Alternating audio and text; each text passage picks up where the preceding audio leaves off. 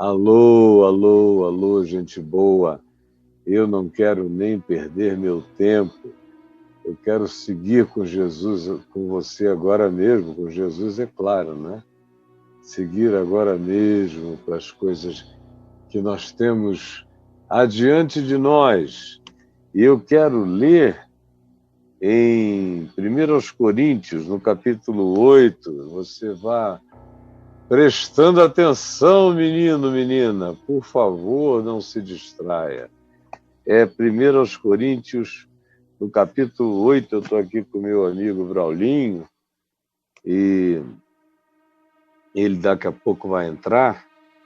Eu quero ler aqui Paulo dizendo ao pessoal de Corinto que não sabia como se comportar entre a fé em Jesus e os ídolos, que eram abundantes, abundantes em Corinto.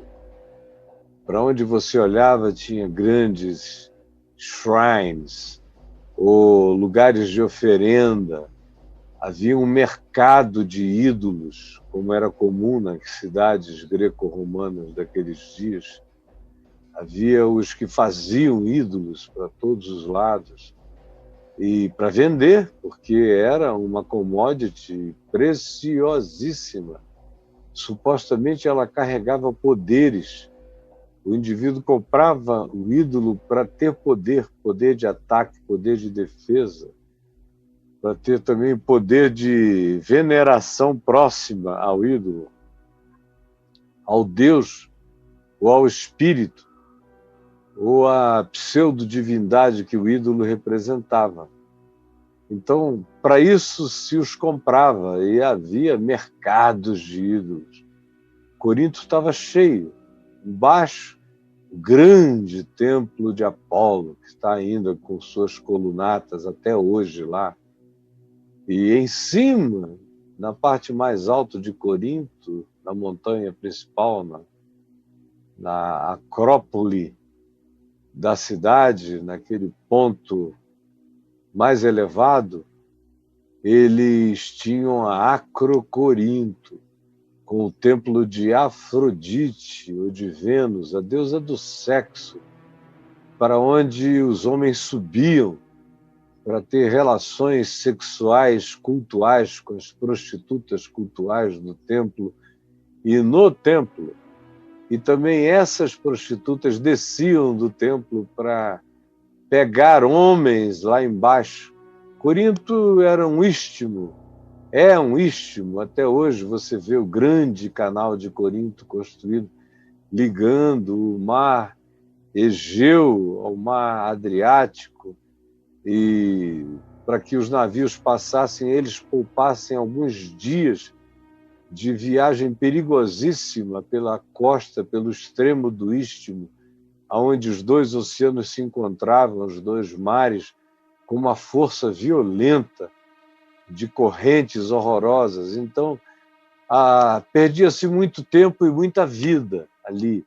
Por isso é que se fez essa obra na antiguidade de cortar, lascar uma pedra maciça, larga o bastante, um trabalho monumental, para que os navios, que não eram pequenos, atravessassem e poupassem o risco de se quebrarem na travessia e ganharem tempo para os comércios. Corinto era uma cidade portuária, comercial, cheia de marinheiros e de pessoas que passavam do mundo inteiro, seguindo de um lado para o outro, de um oceano para o outro, do Oriente para o Ocidente e vice-versa.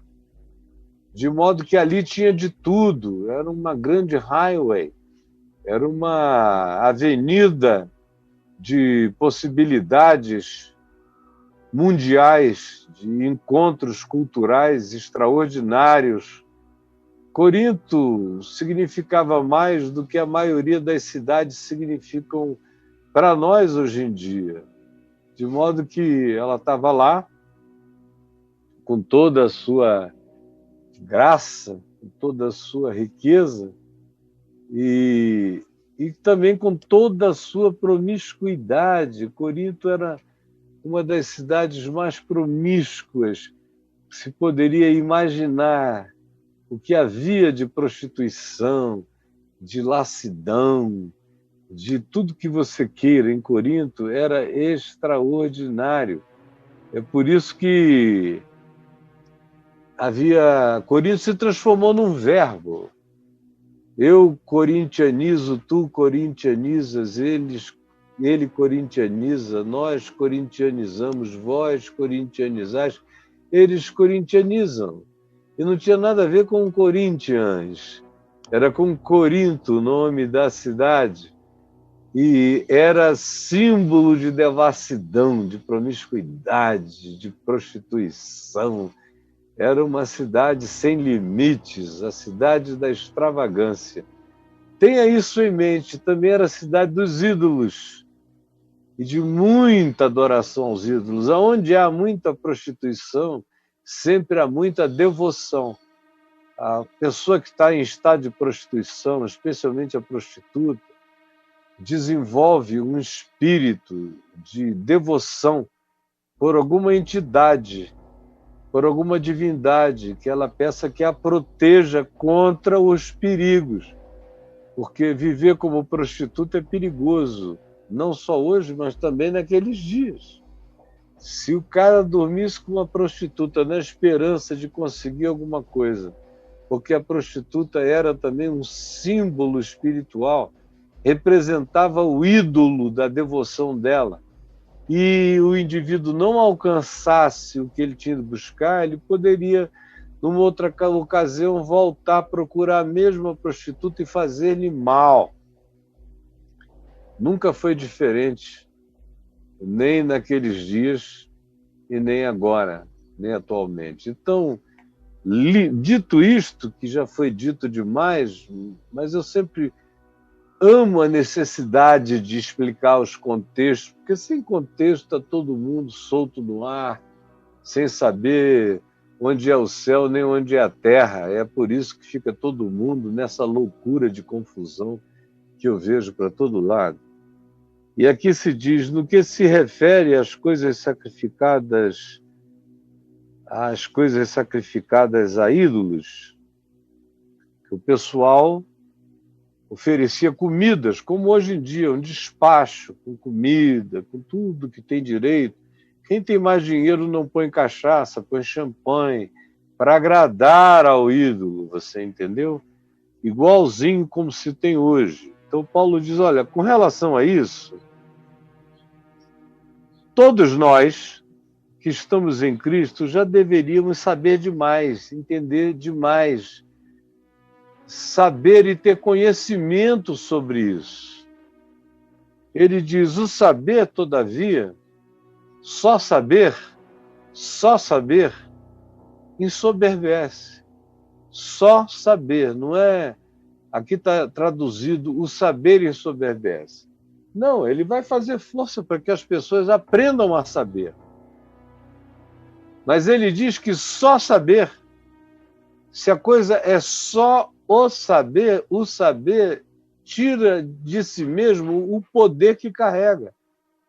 Porque o poder do saber é criar em nós uma consciência prática, funcional e a serviço da luz na vida, a serviço do entendimento, a serviço da compreensão. Então, só saber, ele diz, ensoberbece. Por quê? Porque a gente só pode saber com um saber que faça bem se a gente souber com amor. Aí, então, sabendo com amor, o saber edifica. Sabendo sem amor, o saber só ensoberbece. Porque o que constrói é o amor. Saber sem amor é vazio. Saber com amor constrói, edifica. Produz um conhecimento cheio de compreensão de graça. Se alguém julga saber, se alguém pensa que sabe, eu já entendi, isso é bobagem, é besteira, não é nada. Em Cristo eu estou livre disso, mas não tem amor. Se alguém julga saber alguma coisa, sem amor, Com efeito, não aprendeu ainda como convém saber, porque o grande saber é com amor. Sem amor, todo saber só gera vaidade, soberba, arrogância, jactância, superioridade, idiotice. Então, vocês não aprenderam como convém saber. Mas se alguém ama a Deus, é conhecido por ele. Esse Paulo termina dizendo, olha, saber sobre coisas acaba gerando na gente soberba, porque tem pouca gente que sabe a ciência sem se soberbecer, porque tem pouca gente que sabe a ciência com amor, porque é o amor que salva toda a ciência de se tornar arrogante, cheia de soberba, seja a ciência científica, seja a ciência teológica, que olha para um ídolo e diz, não é nada, não é nada, não é só pau, gesso, é pau, é pedra, é o fim do caminho. Então, não basta saber disso, tem que saber com amor, senão você vira um arrogante, um intolerante, um quebrador de ídolos, um crente desse tipo devastador, crente cobalto, crente radioativo, porque sabe sem amor, só sabe para destruir, só sabe para matar, só sabe para quebrar. Então não aprendeu como convém saber. Aí Paulo resume isso tudo dizendo, quer saber?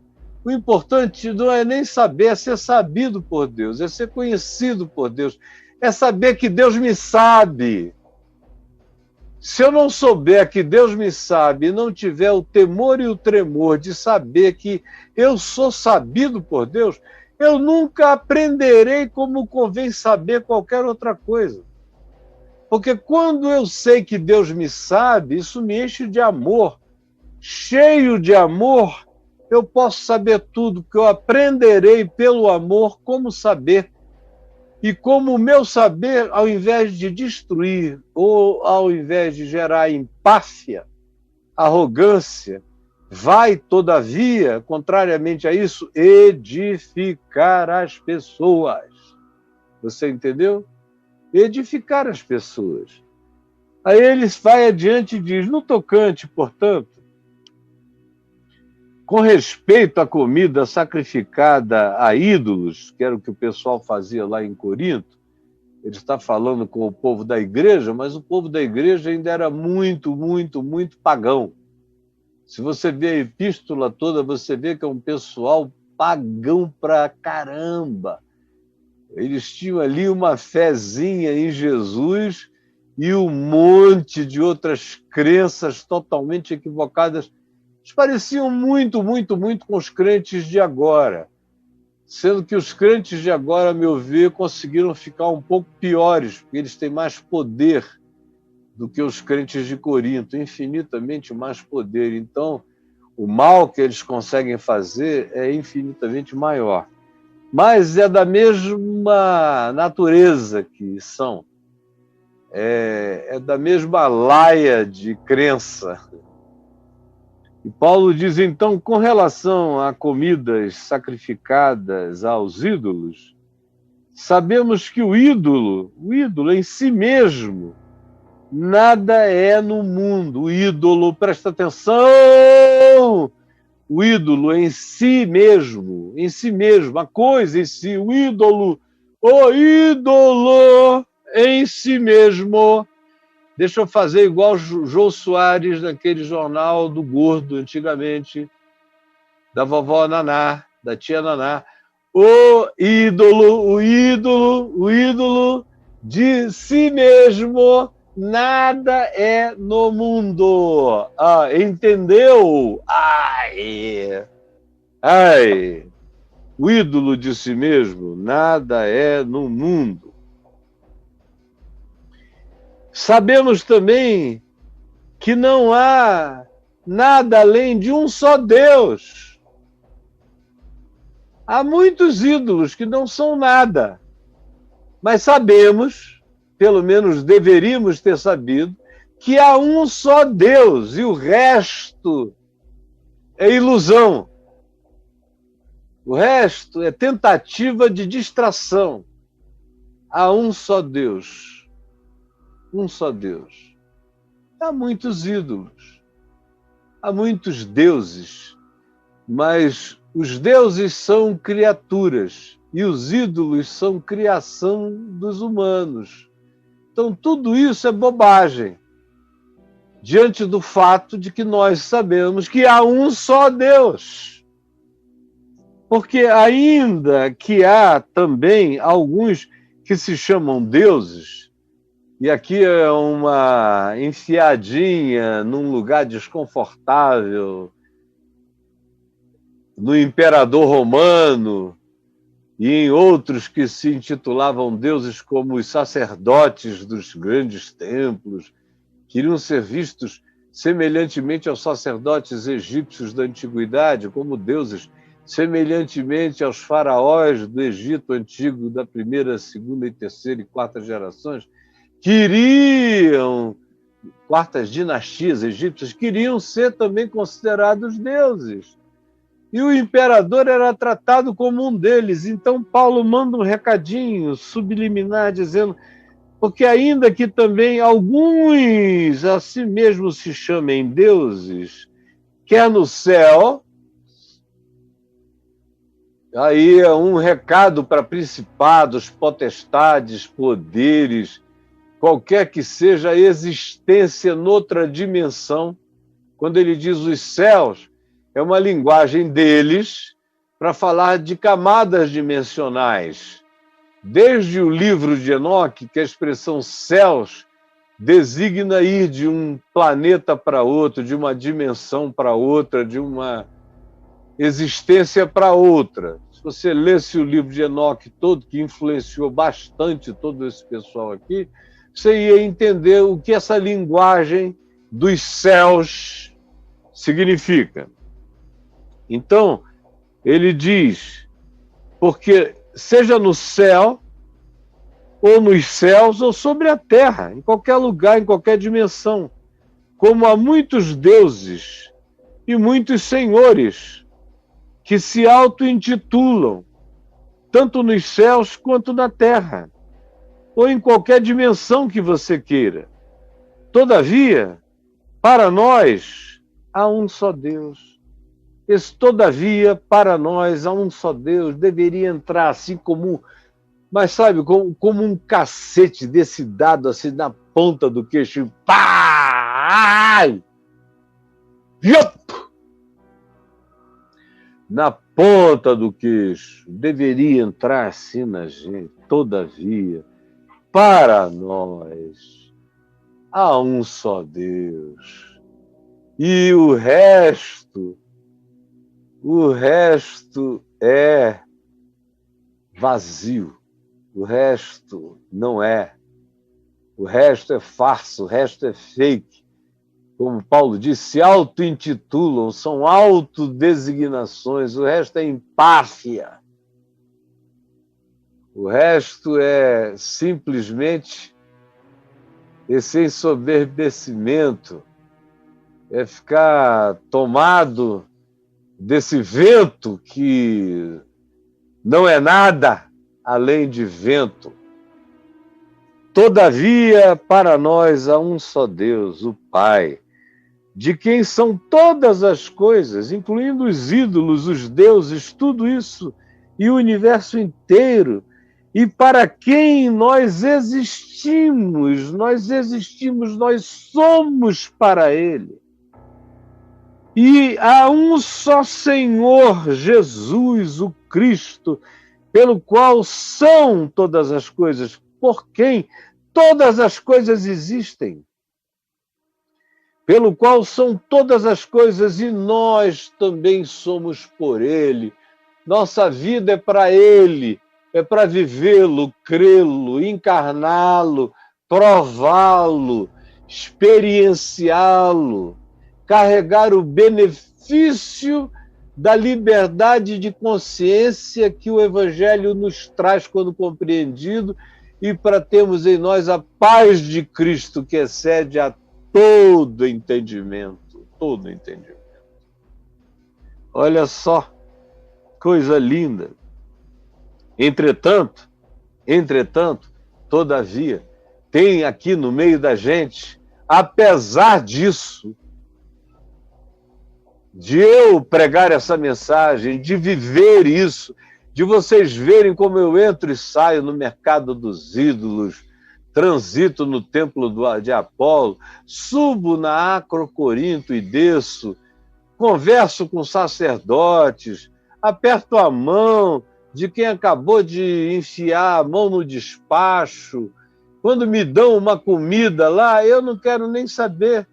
Eu como com alegria, porque todas as coisas foram criadas por Deus, não tem nada que Deus não tenha criado, ele só não criou aquele ídolo que foi moldado ali por um cara, sacrificado a Diana, sacrificado a Apolo, sacrificado a Afrodite, sacrificado ali para os marinheiros a Poseidon, que era o deus dos mares, então levavam ídolo nos barcos para defenderem-se das tempestades. Isso aí o homem fez. Agora o mar Deus fez. A comida que eles sacrificavam aos ídolos, os animais ou qualquer outra coisa, tudo é de Deus. E o ídolo não é nada, foi feito pelo homem. E o homem foi feito por Deus. E Deus não criou o ídolo. Portanto, o ídolo é como essa caneca.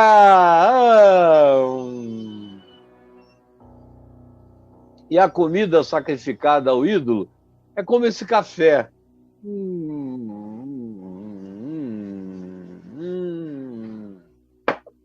Que eu tomo com Eucaristia, com ações de graças, com toda a paz no coração. Ele diz, entretanto, não há esse conhecimento em todos, conhecimento de que há um só Deus, o Pai, de quem são todas as coisas, para quem existimos, e um só Senhor, e para quem são todas as coisas, e nós para Ele, e que os ídolos nada são no mundo e nada são de si mesmos.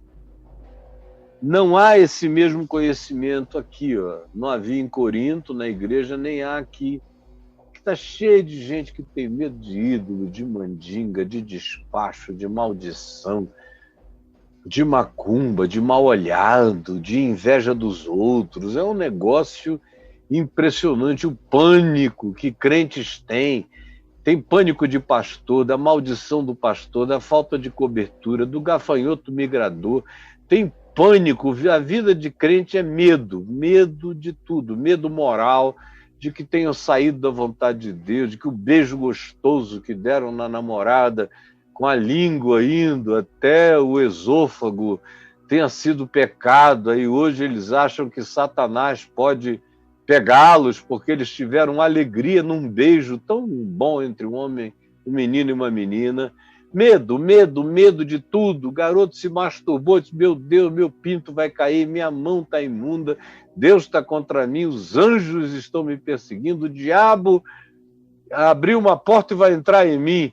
Medo, muito medo, e medo de despacho, medo de alguma coisa que se encontra na porta da casa, medo de dente, medo de tudo, medo de plantas, aquela espada de São Jorge, também chamada de comigo ninguém pode.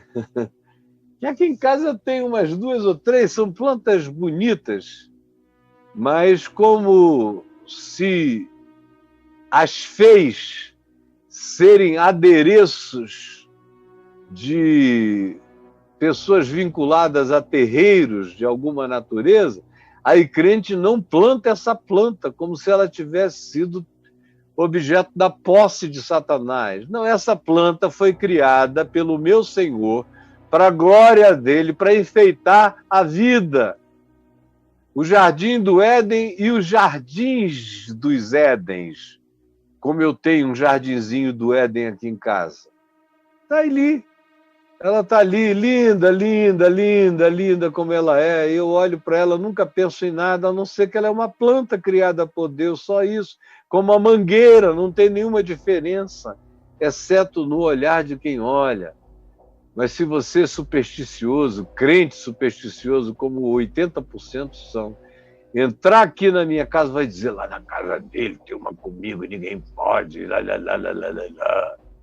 Ah, vocês são ruins demais. Paulo diz, entretanto, não há esse conhecimento em todos, porque alguns, por efeito da familiaridade até agora com o ídolo, são aquelas pessoas que nunca se desvincularam das suas crenças antigas. Vieram para a igreja, foram batizadas. Se forem pentecostais, dizem que falam em outras línguas, mas têm um medo danado do diabo, de demônio, de ídolos, de feitiço, de macumba. São apavorados. O cara vê um dente caído na porta da casa dele, ele já acha que foi um mal que foi feito. Eu acho um dente, eu lavo, ponho no álcool, vejo do que era, se vai ter alguma serventia, se serve decorativamente para alguma coisa. Fora isso, eu jogo no lixo para virar a matéria orgânica que ele é, e só isso. Ai, meu Deus! Ai, ai, ai, ai, ai, ai, ai, ai, ai, ai. Chama o bombeiro. É muito triste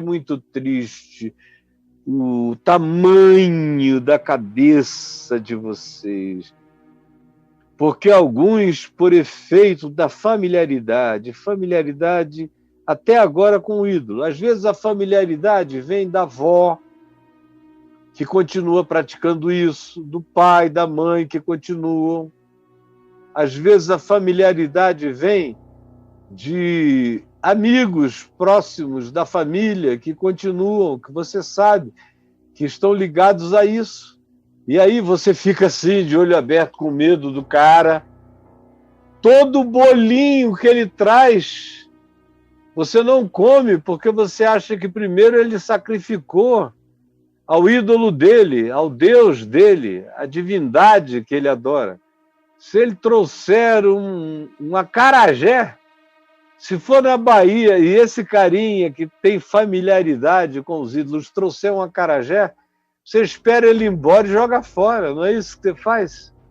Manda para mim, meu irmão, eu como tudinho, eu mesmo peço para fazer, para comer gostoso com pimenta, para abrir no meio assim, ainda jogar um caruruzinho, ou um vatapazinho, e comer gostoso com uma pimentinha, seu bobo, consagrada em nome de Jesus, que coisa mais linda. É como comer banana, você entendeu, seu tolinho de Deus? Então, Paulo diz, por causa da familiaridade até agora com o ídolo, ainda comem dessas coisas como se fossem sacrificadas a eles. Como se estivessem, se comessem, quando comem, se sentem mal. Tem gente que tem dor de cabeça, que tem enjoo, que tem dor de barriga, mas é claro, se eu comer uma folhinha do meu quintal, pensando que aquilo foi dedicado a Baal, a Satanás, a Belzebule, se eu achar que foi e comer, meu Deus, é um placebo que vai gerar todo tipo de sintomatologia em mim. Cabeça dói, parece Covid-19, eu perco até o paladar, estou com uma canseira, hoje eu não vou poder sair, porque somatizou na mente, eles têm a dimensão psíquica da crença no ídolo. Quando eles comem a coisa, a pedra de toque, que vincula aquela crença ao ídolo, quando eles tomam o café como se fosse consagrado ao ídolo, eles começam a passar mal. Começam a passar mal. Aí eles dizem, esse ídolo é poderoso, não coma dessa comida, que essa comida vai te fazer passar mal. E eu continuo dizendo, manda para mim, meu filho, mesmo na pandemia, que a gente congela a tua comida, depois descongela e come gostoso. Gostosíssimo. Mas muitos não têm esse entendimento, e a consciência desses, por ser fraca, por não ter sido alicerçada no Evangelho, eles só são crentes de igreja, mas não tem Evangelho, não tem o fundamento da fé em Jesus colocada no coração deles, por isso eles têm uma consciência fraca, e assim eles vêm a contaminar-se.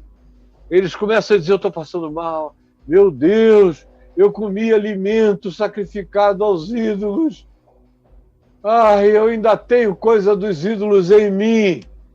O ídolo vai se transformando numa realidade orgânica para essas pessoas. É terrível, porque se alguém...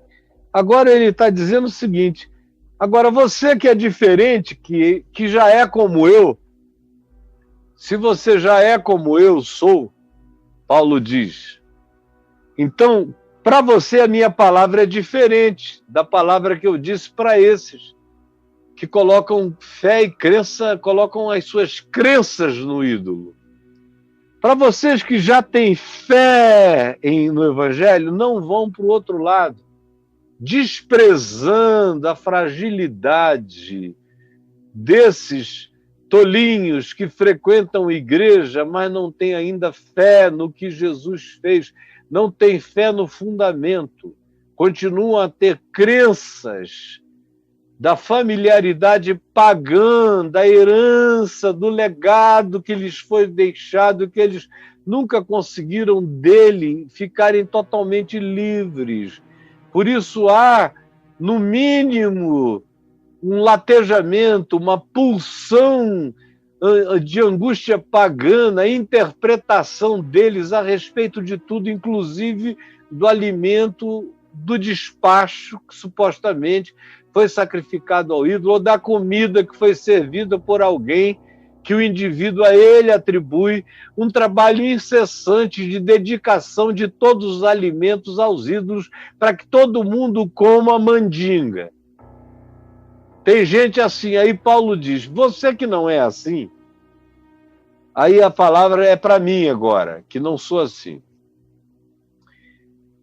Ele diz, se alguém te vir, Caio, a ti que és dotado de saber, que comes acarajé, que comes tudo isso, mas se alguém te vir sentado à mesa, lá no templo de Apolo, alguém te vir sentado à mesa, num lugar considerado de dedicação aos ídolos, eu não tenho nada contra os terreiros, por isso é que eu me assentaria numa mesa sem problema. Ele não está falando de se assentar na mesa e nem de entrar no lugar e sentar com essas pessoas. Ele está falando de ser visto pelos crentes. Porque ele próprio, Paulo, não tinha nenhum problema de fazer nada disso. E, eventualmente, fazia. Mas ele olhava para um lado ou para o outro e ainda deixava vigia, para dar um sinal a ele se algum crente vinha. Porque crente, cara, crente é um problema, mesmo para o apóstolo Paulo, para qualquer um. Os crentes são um problema, foram para Jesus. Os crentes, no fim de tudo, mataram Jesus. Aquele pessoal que matou Jesus era todo mundo crente sem entendimento. Sem entendimento, como Paulo diz em Romanos 10, com efeito eu dou testemunho de que eles têm zelo por Deus, mas sem entendimento, sem saber e sem o amor no saber para interpretar a vida, sem angústia, sem medo. Então, Paulo diz, se alguém te vir, a ênfase é no se alguém te vir, a ti, que és dotado de saber libertador, sentado à mesa num templo dedicado a ídolo, não será a consciência do que é fraco induzida a participar de comidas sacrificadas a ídolos por tua causa? É o cara que me admira, meu Deus, eu me converti com o Caio, mas ele ainda é um tolo, um bebê, um infante espiritual. Não importa se muito tempo tenha passado, mas a familiaridade dele com os ídolos e a falta de instrução e a falta de compreensão e de introjeção do significado do libertador da fé em Jesus, pela falta disso tudo, ele que me ama, que me admira, que me respeita, que me considera um apóstolo do Evangelho, aí me vê sentado lá, na maior boa, comendo, rindo, bebendo. Aí ele vai dizer, meu Deus, não tem nenhum problema comer alimentos sacrificados aos ídolos, mas ele não pensa como eu, ele pensa como ele. Se ele pensasse como eu, ele ia saber que ele só estava comendo comida. Mas como ele não pensa como eu, ele pensa como aqueles que têm familiaridade com o ídolo, ele diz, eu vou também comer alimento sacrificado a todos os ídolos, porque o Caio come. Não, eu não como alimento sacrificado a nada. Eu não como alimento que não seja dedicado ao Senhor da vida, o único Deus. Mas tantos pagãos não sabem quanto o meu irmão, que já deveria saber, também não sabe ainda. Aí você diz, bom, você não está escandalizando os pagãos sentados à mesa, comendo o alimento que para eles é sacrificado aos ídolos? Não. O pagão olha e diz, esse é o cara, ele não tem medo de nada, o Deus dele deve ser maior do que qualquer coisa, porque ele vai sair daqui e vai pregar, e eu vou assisti-lo pregando em todas as esquinas de Corinto, e nas sinagogas, e na igreja lá dos cristãos, na casa de alguém, como era o comum. Então, para ele é nada, mas para aquele crente que está escondido atrás da coluna olhando, eu sei que para ele é alguma coisa. A diferença é essa, a diferença não está na coisa, a coisa não é nada.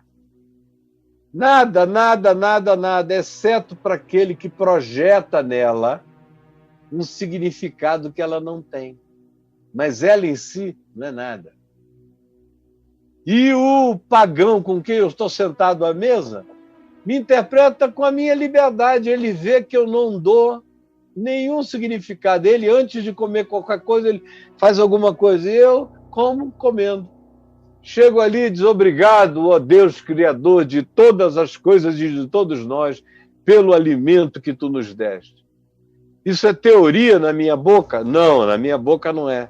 Já comi com mãe de santo, pai de santo, com todo mundo que os crentes acham que a gente não pode nem entrar pela porta da casinha deles. Eu não tenho esse problema, para mim é tudo irmão, tudo gente. Gente que sabe mais, gente que sabe menos, gente equivocada. Se eu fosse só lidar com quem sabe, eu não conversaria com você. Porque você, meu Deus, é um pagão ainda e eu te trato com todo amor. Por que eu não vou tratar a todos com todo amor? Se eu não tratar a todos com todo amor, eu estou me colocando acima do meu próximo, seja ele quem seja. E não importa quem seja o meu próximo é qualquer ser humano. Então, o único que me dá problema é o crente. O cara que está lá sentado naquela mesa, onde eu já sentei tantas vezes, e eles, obrigado, eles fazem a oração lá, a divindade local deles, e eu levanto a minha mão sobre todas as coisas e abençoo ao Senhor Deus Criador de todo o alimento que vamos comer e de todas as pessoas que vão comer desse alimento.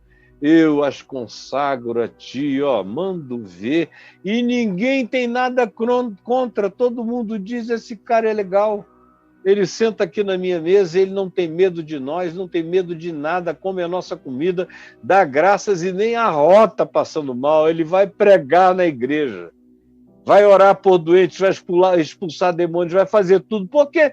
Porque o ídolo, a comida do ídolo, a dedicação disso, não é nada. Só é para você que tem a consciência fraca, que não entendeu ainda o Evangelho. Para você. Por isso, eu não tenho nenhuma preocupação, nem com os lugares, nem com as pessoas, nem com as comidas. Eu só me preocupo se o crente está lá ou não está lá. Que é para ele não achar que, por causa da minha liberdade, Ele que não compreende a minha liberdade, fica pensando que não é liberdade, que é cumplicidade minha com os crentes. Então ele diz, já que o Caio ele tem duas reações. Eu vou comer também, a si mesmo, consagrado aos ídolos e consagrando aos ídolos. A segunda reação é, não quero nunca mais nem ver o Caio, porque o Caio é um pagão como os outros. Tem essas duas reações. Todas elas são reações pagãs, de quem não entendeu nada do Evangelho. Nesse caso, não entendeu Paulo e a liberdade que ele diz que eu posso ter em Cristo, desde que eu não faça isso para ofender a consciência do mais fraco. Eu tomo essas liberdades sem crente num perímetro de muita distância, porque crente é fraco demais. Eu não conheço ninguém mais frágil, com menos imunidade espiritual de qualquer natureza do que o crente. Crente pega tudo, e tudo pega em crente, porque ele não tem imunidade em relação a Deus, até Deus pode fazer mal a ele, e não tem imunidade em relação àquilo que ele chama de ídolos, diabo, feitiço, seja o que ele chame, ele não tem imunidade. Deus é um perigo e o diabo é um perigo e os ídolos são um perigo, a vida é um perigo, ser crente é uma desgraça. Na realidade, é isso que acontece. E se eu não tiver esse entendimento que eu tenho aqui, que eu estou dizendo que tenho, e é assim que eu trato a vida, se eu não tiver esse cuidado por amor aos crentes, você tem que tratar os crentes com o amor com o qual você trata os incrédulos, porque crente é incrédulo do Evangelho, ele só tem muita crença, por isso que ele é crente. Ele, além de crença, ele é crédulo, mas ele não tem fé em Jesus nem no Evangelho. Por isso, ele é também um incrédulo complexificado, é um incrédulo que dá mais trabalho do que a soma do mundo inteiro. É o crente. E como eu também amo os crentes, tanto quanto amo os incrédulos, eu tomo cuidado para não perder os incrédulos e não escandalizar os crentes. Enquanto isso, eu vou ajudando o crente a deixar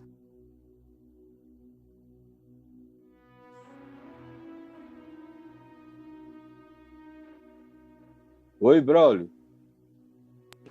Tô contigo. Diz aqui o Zoom perdeu o som, mas não perdi nada. Já voltou, pode vir. Perdi ou não perdi? Perdeu, mas já voltou. Tá legal. Mas não perdeu muito tempo, não. Tá ótimo, pode ir. Não, eu sei, eu tô vendo aqui direto, eu agora não olho mais para lá, eu só fico aqui, não dou bobeira. Então, voltando aqui ao assunto, não querer escandalizar ninguém, mas também não deixar o crente ficar parado no estado de idiotismo. E é o que eu estou tentando fazer hoje, ajudar pessoas a crescerem e a saírem desse estado de pânico generalizado, medo de Deus e medo de qualquer outra coisa que eles achem que não seja Deus. Então, veja, e assim, por causa do teu saber, não permitas que pereça o crente fraco, pelo qual Cristo também morreu. Cristo morreu pelos fracos, por todos os fracos. O fraco crente, o fraco descrente, morreu por mim, que na minha fraqueza estava querendo me suicidar jovem. Me suicidar com 18 anos, uma agonia, eu não queria mais viver de jeito nenhum. Tudo tinha perdido o significado, e ele veio, como diz o hino, e estendeu sua mão para mim. Eu era fraco, perdido, sem Deus, sem Jesus, mas ele estendeu a sua mão para mim. E me pegou e me levantou há 48 anos, está me segurando e me segura para sempre. Já me segurava antes, me segura eternamente, e ninguém pode me arrebatar da mão dele, ninguém. Ele disse, ninguém. Ninguém significa Ninguém. Então, o objetivo é levar todo mundo a ter essa fé, como Paulo diria, ter essa fé que eu tenho. Mas essa fé ainda não é de todos. É por isso que nós estamos aqui tentando iluminar, trazer uma luz do Evangelho, para que essa fé seja de todos. Quem me dera todos crescem como eu creio. Aí os hospícios iriam se esvaziar, os psiquiatras, boa parte deles iria ter muito menos de gente a tratar, os terapeutas iriam quase que falir, se todo mundo cresce como eu creio e entendesse o Evangelho como eu entendo. As somatizações, psicossomatizações iriam diminuir consideravelmente. A liberdade relacional ia ser outra. A presença dos crentes na sociedade ia ser como de sal próprio, na medida certa, numa panela de comida gostosa, dando gosto a tudo, ao invés de causar esse amargor que a gente vê os crentes no poder causando para uma quantidade enorme de pessoas que dizem, pelo amor de Deus, como esses caras são tóxicos, venenosos e amargosos, porque esses crentes que estão aí não são sal da terra, são a toxicidade da sociedade, não são a luz do mundo, são de fato um brilho de artificialidade gritada num spotlight falso e com os mesmos fogos de artifício da Sarah Winter, o Cheromini, do Cherume, jogando nos outros, patéticos. É como são interpretados porque não se tornaram como Paulo. Se você não se tornar como um discípulo de Jesus semelhante a Paulo, com liberdade total, você sempre será esse crente doente, fraco, e quando tem algum poderzinho se torna intolerante e esmaga os outros, como a gente vê acontecer. Deste modo é que, pecando contra os irmãos, golpeando-lhes a consciência fraca, é contra Cristo que pecais. Paulo está falando daqueles que adquiriram esse entendimento que eu tenho, que Paulo tinha, que eu queria que você tivesse, de que os ídolos nada são do mundo. Aí são aqueles que ganharam esse entendimento e aí decidiram escandalizar os outros. Iam toda hora para o templo de Apolo, sentavam na mesa, comiam do alimento sacrificado aos ídolos, não davam a menor satisfação, aquele bando de crente olhando, fracos na fé, dizendo, meu Deus, o presbítero fulano de tal está pecando. E o cara, sem querer dar nenhuma explicação para os mais fracos, deixando eles pensarem mesmo que o outro fazia aquilo com a cabeça deles atrasada, dos crentes. E faziam isso para escandalizá-los. E Paulo diz, olha, fazendo assim, deste modo, vocês estão pecando contra a consciência desses fraquinhos, que precisam de esclarecimento, porque o saber sem amor ensoberbece.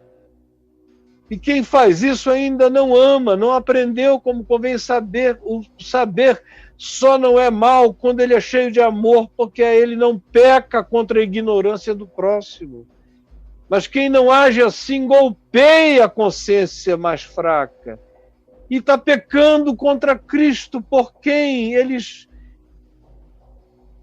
Jesus morreu. Vocês estão pecando contra Cristo, que ama tanto os que estão na ignorância absoluta, na prática do culto aos ídolos, como também ama aqueles que estão na fraqueza da crença que não virou fé,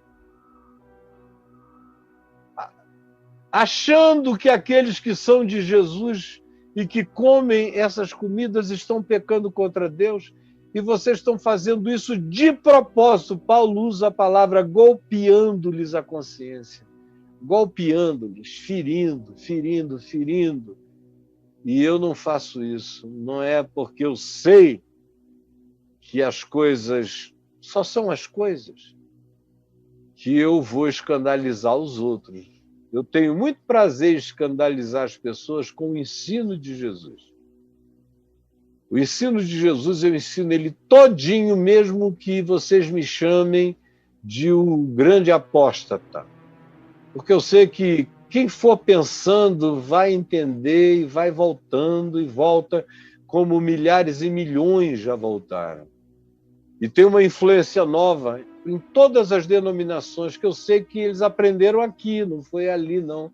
Foi aqui, eu apanhei essas décadas todas para agora ver o neto do missionário da Deus é Amor, do Davi Miranda, que, na perspectiva do Evangelho, me abominava, ver o neto dele, como eu postei nas redes sociais, pregando o que eu ensino aqui, tentando levar lá para dentro da Deus é Amor, o ensino que nós ensinamos todo dia.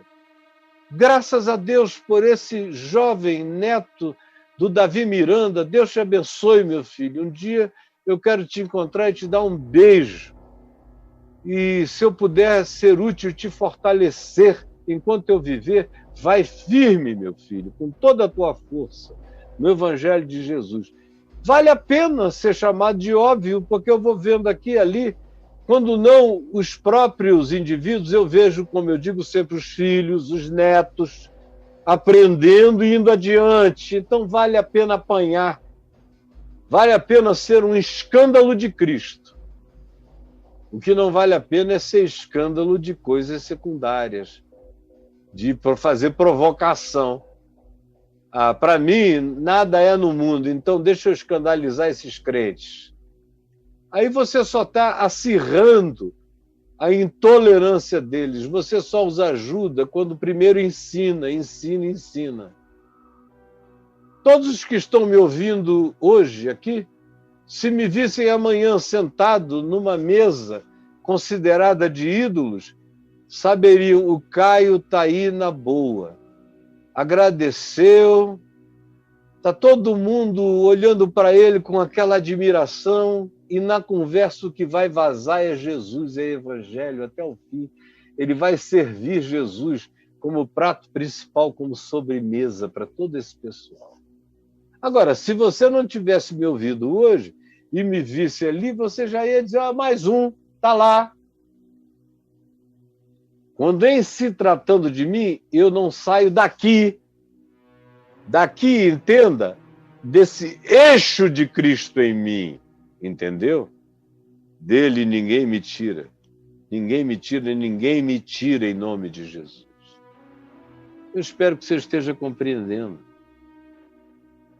É por isso que a comida serve de escândalo a alguns crentes que não entenderam ainda o significado do que eu estou ensinando. Mas se eu souber que eles não conseguem passar dessa etapa, que os crentes não conseguem passar dessa etapa, eu ensino, e eles ainda continuam presos, ataviados, dependentes dessa cultura pagã, em relação à qual com a qual tiveram familiaridade tantos anos. Se eu souber que eles não estão evoluindo, eu não vou sentar na mesa dedicada a ídolos em lugar nenhum, porque eu não quero escandalizar os meus irmãos. Se eles souberem, que eles pensarem que é assim, e eles não conseguirem mudar a compreensão, enquanto eu estiver com eles, eu não comerei carne sacrificada aos ídolos, nem fruta, nem nada, para que eu não venha escandalizá-los. Porque eu não estou aqui para escandalizar por escandalizar. Como eu aprendi com Paulo. Paulo foi aquele com quem eu aprendi que O escândalo só vale se for escândalo do Evangelho, dos conteúdos de Jesus. Aí, olha, quem beijar, beijou, quem não beijar, não beija mais. Se forem os conteúdos de Jesus, eu não negocio. Eu faço essa barganha de amor com os débeis na fé. Os débeis na fé. Desde que eles não abusem.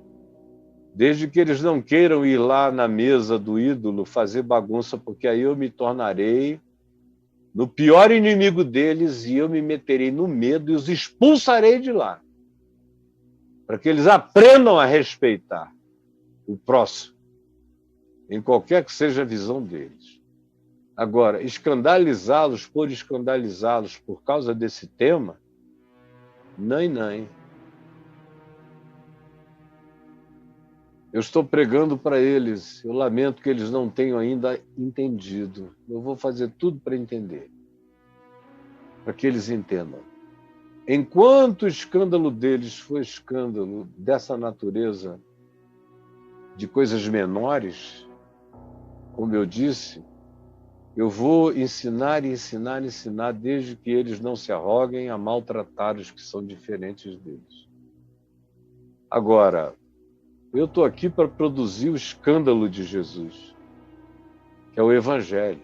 Pregar todo o conselho de Deus, como Paulo diz em Atos 20 aos presbíteros da igreja em Mileto. Não deixei de anunciar-vos todo o conselho de Deus, todo o Evangelho de Deus. E eu estou aqui anunciando todo o Evangelho de Deus. E aí, se você se escandalizar, eu sinto muito. Mas eu não vou diminuir o ensino de todo o Evangelho de Deus. Quem tem ouvidos para ouvir, ouça. Quem tem entendimento para me entender e entender o Evangelho que eu estou explicando a partir de Paulo, mas que é meu Evangelho em Cristo, porque eu creio assim. Tudo aquilo do Evangelho no qual eu creio se transforma em meu Evangelho, porque eu o encarno, o pratico no meu dia a dia. Se eu praticar, é meu. Se eu viver, a minha mulher disser o Caio, pratica. Então, é meu Evangelho. O Evangelho de Cristo, Cristo intentou que o Evangelho vivido por Jesus seja meu Evangelho, seja seu Evangelho, seja o Evangelho de todo aquele que crê, porque sejamos um Evangelho vivo. E quando Paulo diz aqui, para que não os escandalizemos, ele está ecoando Jesus, que disse a João Batista, olha, não, pode me batizar, para que se cumpra toda a justiça, ou seja, para que a gente não escandalize os outros, para que eles não pensem que eu sou um ser humano superior. Me batiza.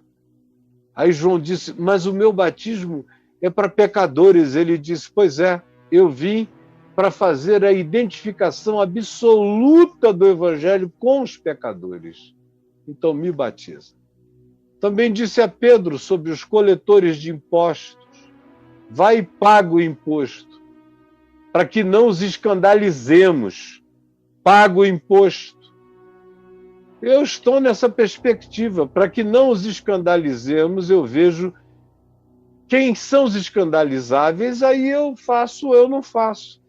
Se o que também demandam de mim é odeia, vingue-se, julgue, não perdoe, seja duro, seja inflexível, seja intolerante, aí, mano, eu atropelo com o Evangelho da Graça, atropelo.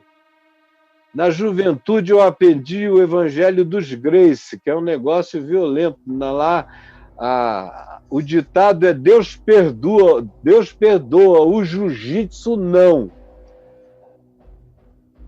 Não.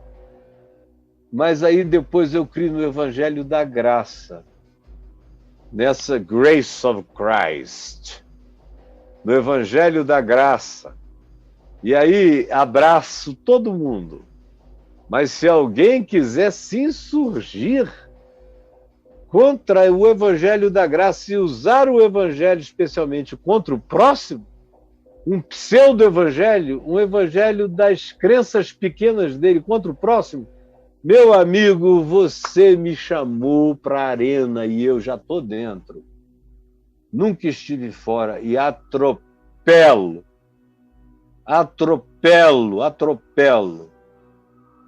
Te atropelo, mano. Vou para a montada e atropelo. Não deixo de usar todos os golpes do Evangelho, golpes de imobilização do Evangelho. Vou mesmo. Que mura do Evangelho em você. Mata-leão do Evangelho. Vou até para gravata de caminhoneiro, se não tiver jeito. Boto o meu joelho na tua barriga e te ensino, como vem ensinando alguns aqui, com o joelho na barriga. Para ver se você aprende. Quanto ao Evangelho, eu aceito todo escândalo. Quanto ao que é o aplicativo do Evangelho, eu vejo quais são os escândalos que valem a pena e quais são os que não valem a pena. E Paulo diz que nesse caso aqui o escândalo não valia a pena. Sair dizendo que o Evangelho é maior a qualquer custo. Ele disse, só escandaliza os que são frágeis na fé ainda. Mas porque eles são frágeis na fé, eles não têm permissão para continuarem assim para sempre. Eu vou ensinar todo o Evangelho de Deus a todos eles, porque o que hoje é frágil tem que amadurecer para deixar de ser um idiota espiritual. Ele tem que amadurecer para passar a ser alguém que anda como um apóstolo. Mais do que um apóstolo, que é um Jesus em Corinto, um Jesus na cidade em que vive. Todo mundo tem que ser um Cristo, todo mundo que é discípulo tem que aprender a mente de Cristo, porque enquanto você não aprende a mente de Cristo, você é apenas um idiota batizado, não mais do que um idiota batizado até que você aprenda a mente de Cristo. Alguns se escandalizaram, aí nesse caso eu não estou nem aí, porque foi isso que Jesus me mandou ensinar. Aquele que crê em mim fará também as obras que eu faço e outras maiores fará, porque eu vou para junto do Pai. Com isso ele estava dizendo, no mínimo vocês têm que encarnar e demonstrar nas práticas de vocês, nas relações de vocês, nos acolhimentos de vocês, em quem vocês são, vocês precisam manifestar quem eu sou. No mínimo o que vocês aprenderam de mim. E as outras coisas maiores, conforme a evolução da história, e que vocês vão saber naquele dia, e que lhes será dado pelo Espírito Santo, qual é a sabedoria da hora. Mas ela vai ter que se alinhar comigo sempre, com o Evangelho. Ela não pode ser díspare, nem desalinhada do eixo, e nem da pedra de esquina. Esse é o critério. É assim que eu sei que qualquer coisa, em qualquer tempo da história que eu diga sobre Jesus, é de Jesus, está na validade, porque eu não digo nada que na minha mente, que cada dia mais é mente de Cristo, está alinhado com o Evangelho histórico de Jesus. Pelo amor de Deus, não podia ser mais fácil compreender